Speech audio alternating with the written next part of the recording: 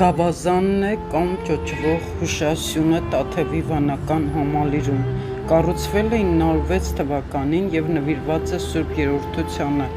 ութանկյուն քարե սյուն է, որի գագաթին տեղադրված զարդաքանդակ խաչը խորհրդանշում է արևելքն ու արևմուտքը։ Սյունը հենված է հատուկ հոդակապերի վրա, ինչը թույլ է տալիս ճոճվել, օրորվել, նույնիսկ ամենաթույլ ցնցումների կամ սեյսմիկ ալիքների դեպքում ծառայելով որպես վերահաս վտանգը նախազգուշացնող վաղ համակարգ։ Գավազանի տակի թասը նույնպես խորհրդանշական է, լցված է եղել ջրով և ծառայել որպես ջրավազան, այստեղից էլ նրա երկրորդ անունը՝ Գ. Գումարած ավազան։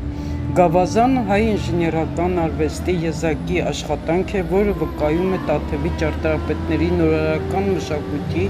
և մտքի թռիչքի մասին։ Գավազան սյունը միակ կառույցն է, որ դարերի ընթացքում չի քանդվել ոչ բնության, ոչ էլ մարդկանց ազդեցությունից։